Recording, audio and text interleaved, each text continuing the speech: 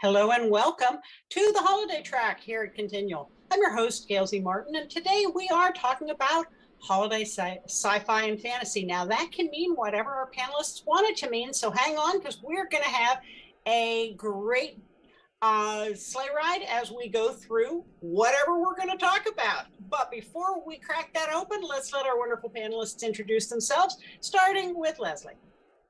Hi, I'm Leslie. I go right under LR Gould. I write the Peterson Apostle Monster Hunter series, collected in the Beginner's Luck.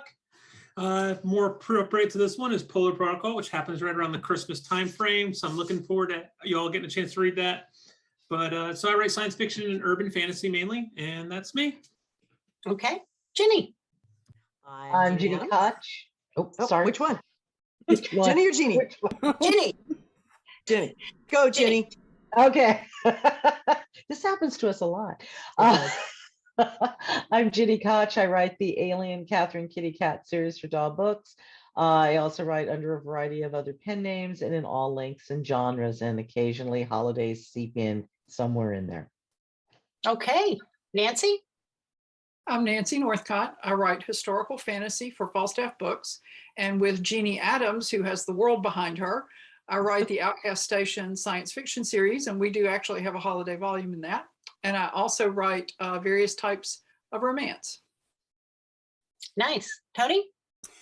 Hi, I'm Toni Kelner. I'm also Lee Perry. I write the Family Skeleton Mysteries as Lee Perry. And I had one sitting here a minute ago. I don't know if it'll show up. It won't show up with the background. There it is.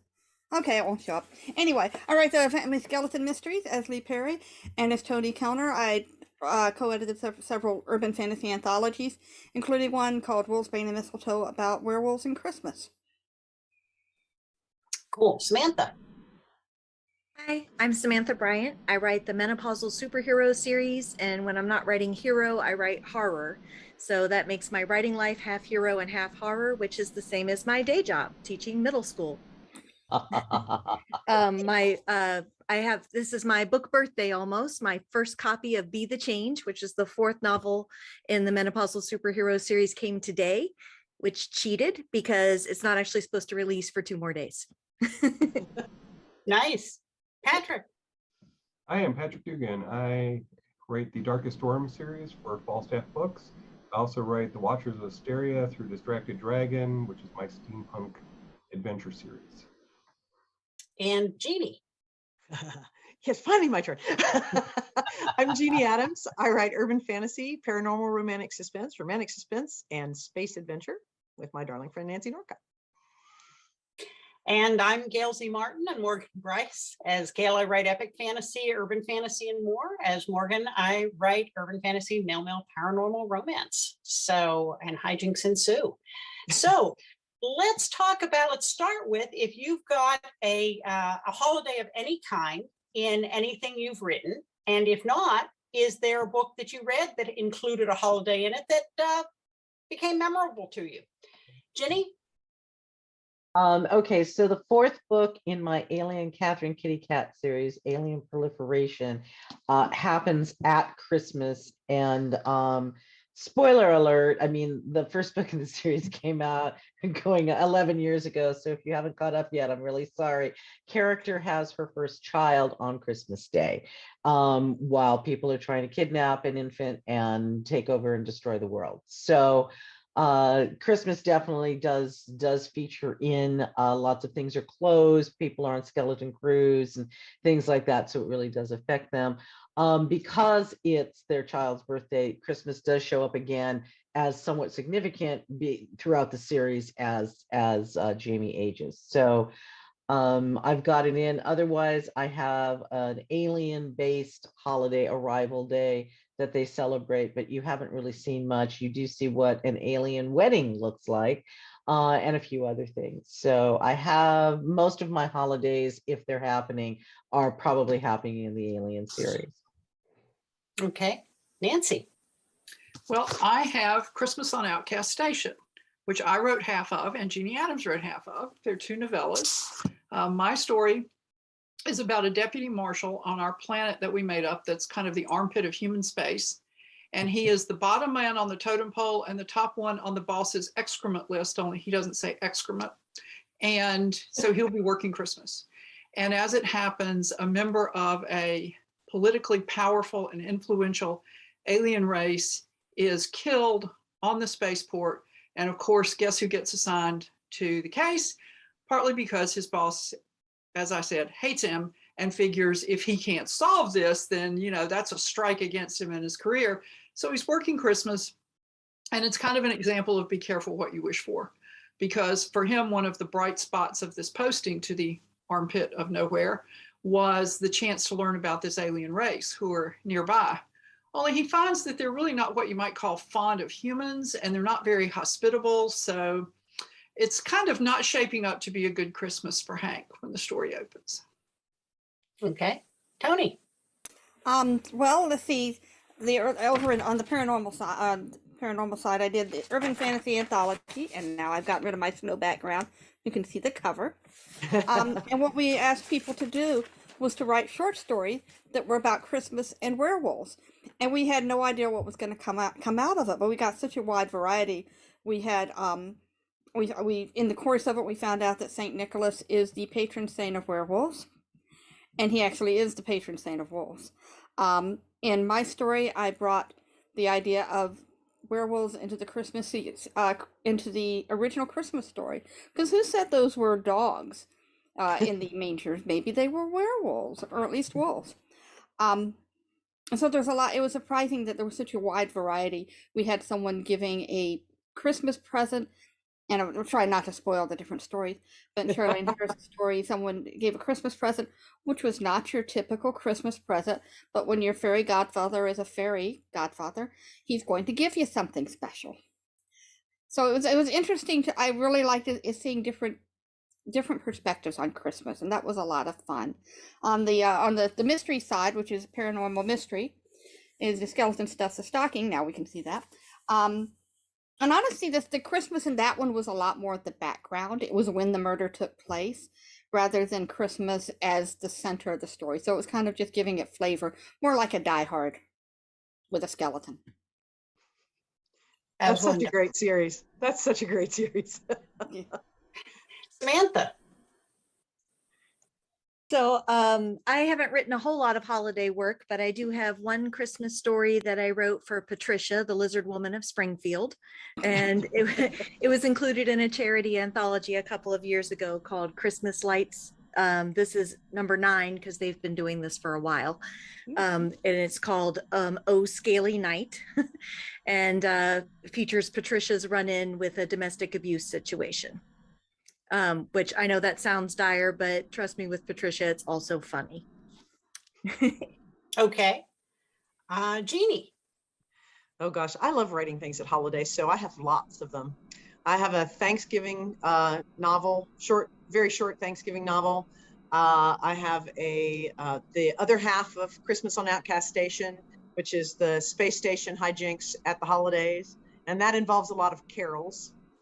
I have a Christmas story called A Yule to Remember in my Haven Harbor Witches series. And Gail and Nancy and I are all 3 in Castle series, which is both Christmas at Canham Castle and Halloween at Canham Castle. So, and now New Year's at Canham Castle. So I love holidays. If there's a holiday, I will write a book around it. Okay. Patrick. I don't have holidays in my books.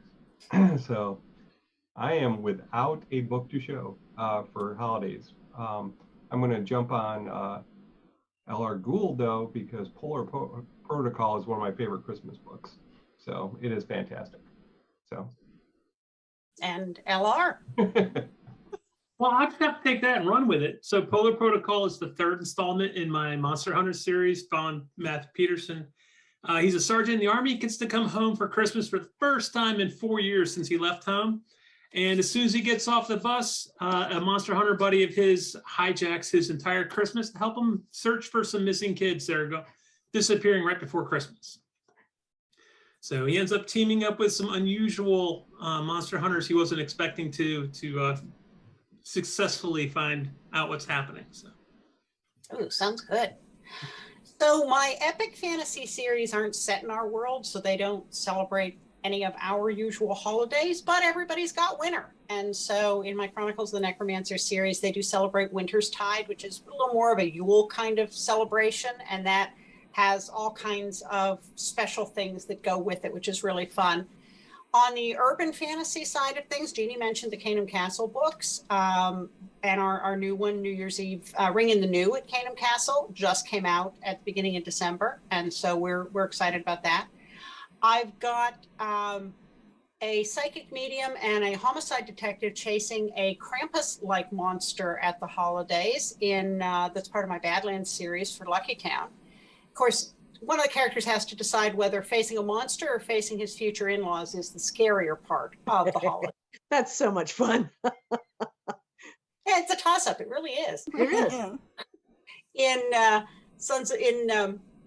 Dark Rivers, we've got some monster hunters who are hunting demons and a dark warlock at the holidays, and that puts a special twist on it.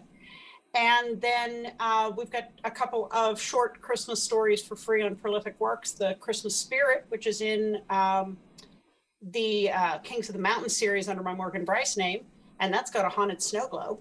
And the Christmas Crunch, which is which is in the Witchbane series, and it is how, the first Christmas together can be kind of fraught. So that's what we've got for Christmassy stories on our side of things. Now, one of my favorite memes that you see show up around this time is somebody who says, is the little graphic that says, "I love Christmas and all of the wonderful book-shaped packages under the tree with my name on them." So, what's the best book that you ever got or read or gave around a holiday? Nancy? Oh, I just knew you were going to start with me. I can't. Nancy's was probably about the history of Richard III. Yeah, of course Well, it would is. be, but if I get started on Richard III and Christmas and history, we'll be here a while. So, I'm coming up totally blank. So I'm just going to I'm going to take a pass on this one and let you go to someone who actually has an answer. Okay. Toni, that means she just threw you under the bus. Thanks so very much. A Christmas miracle. My husband and I give each other so many books every year, so it's hard to say. But one I thought was really fun was I got had written a Christmas book in a different series, and it wasn't science fiction or fantasy. It was called Mad as the Dickens, and it was set around a production of A Christmas Carol. And a lady who I didn't even know, but who had read my book, sent me an annotated copy of A Christmas Carol for Christmas that year. And it was just totally out of the blue. And I thought that was so sweet. That's lovely. This year, one of my favorite gifts I'm giving is a book. I don't know if y'all saw the series that was on Netflix, Maya and the Three, which is this gorgeous animated series, which has lots of skeletons in it. So I loved it. And I happen to know kind of the two of the people who wrote it. And I saw they were doing a signing at Dark Delicacy, so I got a copy of the art of the Maya and the Three signed for my daughter, who's an aspiring animator. And so we've got that to put under the tree. It just came in the mail yesterday, signed by the two writers and the guy who did the art and design. So that's one of my favorite ones I'm giving this year. Okay. Samantha? So I'm not probably receiving any books. I didn't receive any for Hanukkah, and I don't think I'll be getting any for Christmas. But the reason for that is that I buy myself a book as soon as I want it, and then there's nothing left on the list for other people to buy me.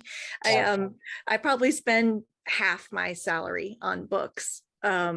So that's probably not much of an exaggeration. But I do really love buying books for other people, and some of my fond ones were, when I could buy for my children. They're harder to buy for now because they're 14 and 21, and I don't know what they bought themselves, and their taste shifts so fast. But when they were little, they both got into those ology books. Do you remember those? There was like Monsterology and Dragonology and all those ology books, and those were the most fun. And then I also really loved these really fancy pop-up books we got one year, just like the most intricate pop-ups. The one I remember best was a dinosaur one, but I think there was also like an undersea creatures one, because I think I remember the Kraken coming out of the book. And so I think it's especially nice at holiday to give a book that is especially physically beautiful, and especially with children, a book that's kind of also an activity can be fun. Like when they were way littler, like the lift the flap kind of books and pet the texture kinds of books. I need, not that I'm in a hurry for my older kid to become a mother or anything, but you know, when I'm a grandmother, watch out. Those ology books were pretty too. They were not only interesting, but they were pretty. Yeah, they really were. Yeah. Jeannie? Oh my gosh, I love giving books and getting books so much. Most of the time, getting books is usually I ask for some sort of research book that I can't quite justify buying. And so last year I got The Invention of Murder by Judith Flanders. Not exactly perky and holiday, but I loved it. One of the best ones I ever got was an absolutely stunningly gorgeously illustrated version of A Dragon's Tale. And I forget the actual Dragon's Tale, the title of it, but an illustrator named Michael Haig does the illustrations, and they are stunning. And I still have that very prettily packaged, and you know, I keep it as pristine as I can because I go look at it all the time. And the favorite one I ever gave was Samantha, you're talking about giving books to your kids. I gave my boys Snowmen at Night, which is a picture book that I now know by heart, even though my kids are 21 and 16, because I read it so many times to them. But that was my favorite one to give, because then I got to read it all the time. Sounds good. Patrick? The favorite book I got one Christmas, my best friend in high school found a copy of Liege Killer, which I had read in high school and then could never find. It had gone out of print because I'd actually gotten it from the Science Fiction Book Club. I borrowed somebody else's copy. Never borrow books, just buy them.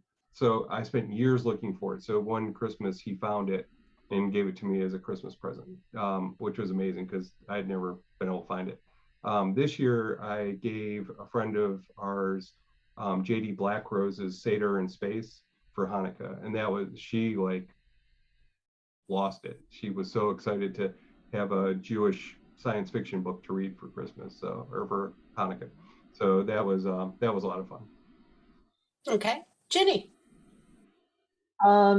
Okay, so to read, I like A Christmas Carol, but I also really like David Sedaris's holiday collection, and I think it's called Holidays on Ice. I can't pull it up right now, but it's hilarious. It's his take on the various holidays, being an elf at Macy's and other things. And he's really a great humorist, and I think it's his funniest collection. So I like that. I like going back to that occasionally. And then I've been racking my brain for what's my favorite book that someone gave me, and I don't have an answer, but I can say probably pretty sure that Terry Pratchett's Hogfather was probably a Christmas gift when it came out, because I'm sure it was on that side of the year. At that time, he was doing 2 books a year in Discworld. And I'm pretty sure that was on the December side of the release. And that's his take on the Discworld take on Christmas, with the Hogfather being Santa Claus. So I liked that one. I liked his take on everything. So I'm sure I probably clapped the most whenever I got a Terry Pratchett book. And I'm certain there were other books that probably meant the world to me, but there have been so many. I can't remember. I can't just choose one. Sounds fair. LR. So half the fun for me is going to a bookstore and trying to find a book that my ex hadn't read, because she's a very avid reader and she hits the library up quite a bit. So I pick one from her favorite. I usually gave her 2 books, one from her favorite author, or an author that I knew had a new release, and it was J.D. Robb or Nora Roberts or whoever it might be. And The other one was trying to find a book that looked interesting to her, would be something in her wheelhouse that fingers crossed she never read, which is always a challenge, which made it fun.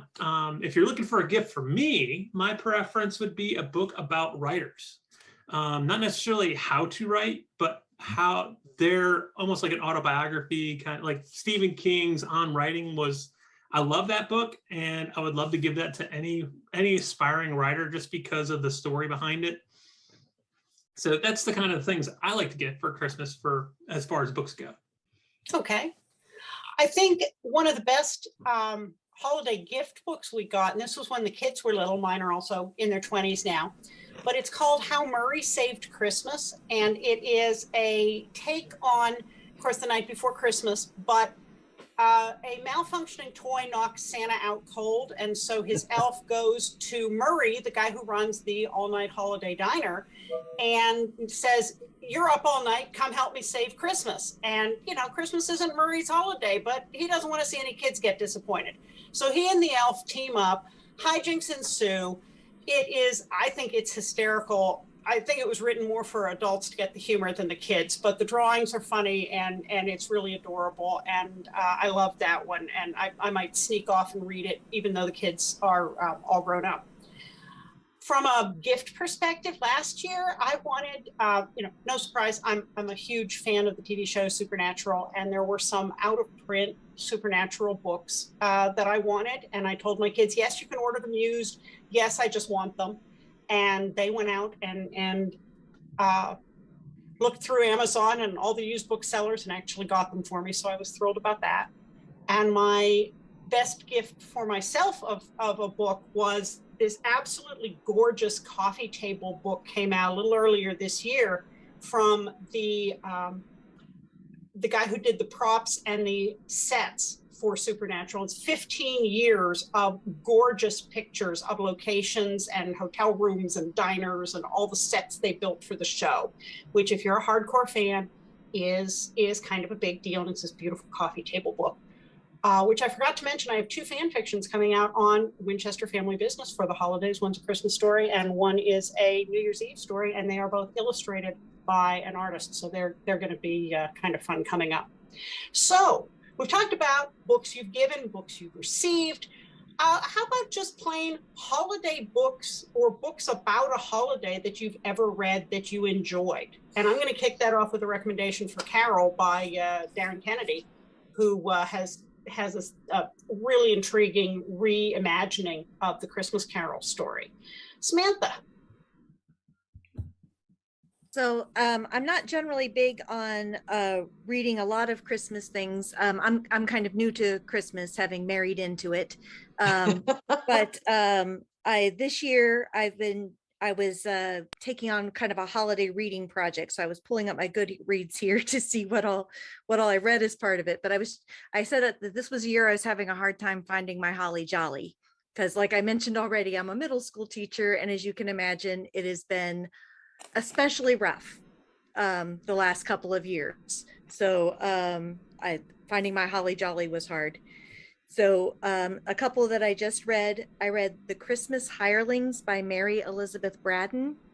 I knew her as a Gothic author. She wrote Lady Audley's Secret, which is one of my favorite books. And this one was so charming, had all the like reconciliation and family secret, but it all ends up well, of course, because this is a Christmas story this time, not a Gothic. And that's one I'd never read before that I really, really liked. And then I read this cute little Hanukkah romance by Sarah L. Roth, The Dreidel Spin. It's just a short story. It's like a 1 or 2 hour read at most. And but it was just so charming. You felt like you saw like 2 people that have both been alone found each other, and you were there watching them find each other, and it was so sweet. And then I've been trying to have a tradition of reading A Christmas Carol yearly, and this year the way I read it was listening to Tim Curry read it as an audiobook. Oh, wow. And it was as fabulous as you might think that is. Yeah, I'll bet that's great. Yeah, there's this part where they're talking about Scrooge's nephew's laugh, and Tim does, his version of the infectious laugh. And I'm like, okay, Tim now has to come to all of my parties because I need that laugh at my parties. Like, Tim and I were so close. Oh yeah. How about you, Patrick? Patrick? Yeah, sorry, I was getting off mute. So I will second the vote for Carol by Darren Kennedy. Mean Girls Meet Scrooge is his pitch line on it. The other book that I really enjoyed was The Krampus Clause by James McDonald. So the grandmother comes from the old world, brings her recipes for Christmas and a curse to go along with them. So it's a lot of fun, really good read. For kids, J.D. Blackrose, writing under Joelle Reese, which is a real name, and her rabbi brother wrote Courageous Candles, Hanukkah story. And so that's her first children's book. And it got the yellow or the orange tab on it, so that was really nice. So that's a really, really sweet book. Nice. Jeannie? Here. I was trying to think. I mean, I loved Carol. I loved the Krampus Tale, and I absolutely loved Nancy's Magic Christmas Guy, which was so fun. I just read this wonderful story called The Matzo Ball. I picked it up and it was so cute, and I loved that one. Stephanie Burgess's Snow Spell is set at the holidays, I think, and I loved that series completely. So. Okay. Toni? Okay, I'm gonna go back, talk about a time in the dark ages when you could not see things on streamers, when there was no VCRs, when you had to watch what came on TV and hope you got to see what you wanted. And my sisters for years had told me about this magical Christmas movie called Miracle on 34th Street. And at that time of my life, nobody was showing it. I actually read the book Miracle on the 34th Street, and it is absolutely charming. One of the author's name is something Valentine or Valentine something. I don't remember which, but it's a very sweet little book, just like the movie was very true to it. In a more modern realm, I always, when I need cheering up, I read Trojan Gold by Elizabeth Peters. It's not fantasy, it's a straight mystery, but it's set in the Alps, the German Alps. There's skiing, there's a winter festival, all while they're trying to solve the mystery of the Trojan Gold. And there's a romance, there's being trapped by an avalanche in an abandoned chapel on Christmas Eve. It's just a lovely book. It's got a lot of adventure and it's a lot of fun. So that one, for some reason, that's my Christmas book, is Trojan Gold. Oh, sounds good. LR?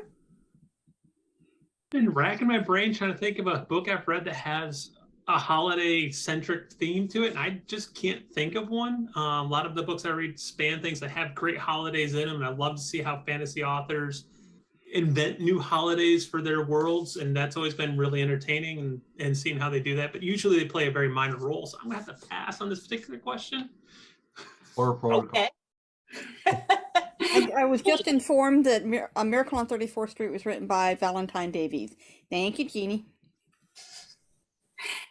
And Ginny? Thank God LR went before me, because I'm pretty much in the same boat. But while everybody's been talking, and thank you for picking me last, I've been scraping out titles.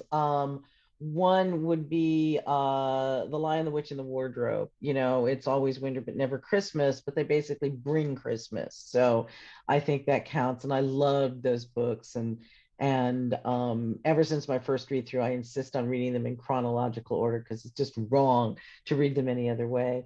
And then the other one, oh gosh, it's starting to escape me. What was it? Because I'm really like LR. I don't really read holiday-centric books very often. It's the same thing. Yeah, there's holidays in them, but it's not just about the holiday. And I had an actual, but this is about Christmas, and it's gone. So I don't remember. I don't know. We're going to stick with The Lion, the Witch, and the Wardrobe, and be thrilled I could scrape Narnia into this. Oh. And you're not actually last. Nancy's last. We'll see. But now I feel better since LR passed. So I actually do have a book for this one. My very favorite contemporary Christmas story is O. Henry's Gift of the Magi. Yeah. And for those who are not familiar with it, it's about a young couple in the Victorian or Edwardian era, to judge by their clothes. And they each know something the other one would really love for Christmas. And they have, in order to get that, they have to give up, each of them has to give up what he or she treasures. And so it's a really sweet, moving story. And our son had a beautifully illustrated picture book of it when he was small. But I actually read a lot of romance, and you can't walk in a bookstore without tripping over holiday romance anthologies. They're everywhere. Jeannie's A Yule to Remember was a lot of fun. And I read a lot of Grace Burrows and a lot of Patricia Rice, and they always do really good holiday romances. Yeah. And Anna Campbell does holiday romances set in the Scottish Highlands that frequently involve snow. And they're a lot of fun too. So for kids, or really for anybody, that edition's probably out of print, but I'm sure there's a beautiful edition of Gifts of the Magi out there somewhere. And then holiday romances, happy endings guaranteed. Yeah, absolutely. I've got a problem with Gift of the Magi. My husband and I were just talking about this yesterday. I'm going to assume that this is a big old spoiler of what happens. Okay, if anyone hasn't read it, cover your ears, cover your eyes, whatever. But the man sells his treasured pocket watch in order to buy beautiful combs for his wife's hair. She has her hair cut to buy him a chain for his watch. Well, her hair will grow back. She will get to use those combs. His watch is gone forever. It's just not an even exchange to me. I don't know why. That just bothers me. That is a very good point. It is a good point, but it is the sacrifice. It's the sacrifice. The sacrifice was good, but a temporary sacrifice versus that's it forever sacrifice. Well, I sort of like to think that maybe by the time her hair grows back, because to have enough hair to really use combs, it takes a while. I like to think that by then they'll have enough money and he can get his watch back, but that's probably my okay. I'll accept that. I will accept that. That is a good point about that story. On the on the slightly more serious side, one of the stories that we always loved when the kids were little and read every year was The Fourth Wise Man by Henry Van Dyke. And it's basically, everybody knows the story of the three wise men who show up with the gifts in Bethlehem. But in this story, there's a fourth wise man who sets off a little late, kind of hits every travel problem you could possibly hit. So he's not going to catch up with the others. And all of the gifts he brings along the way, he ends up giving to regular people to help them out of a jam. So it takes him years, and finally he arrives and he has none of his gifts left because he's used them to help other people along the way, and he's elderly now and he's missed the Christ child, and he feels like he has failed, and he's told, no, this is exactly what you were supposed to do with the gifts. You gave them to the people who needed them. And that's the real meaning. So I just love that one. It always makes me tear up. Really sweet. That's Henry Van Dyke's The Fourth Wise Man. And there's some beautiful illustrated editions out there. And on the totally frivolous and fun side, on the romance side, there is a series called Vale Valley. It comes out every year with a whole new slate of stories. They are all shifters. And it is male shifter romance in this little town that only exists. People can only find Vale Valley if they need it. And it is otherwise invisible to everybody else. But if you need Vale Valley, it will find you and bring you in, it's just a silly, frothy, frivolous, wonderful series if you just want some good fun.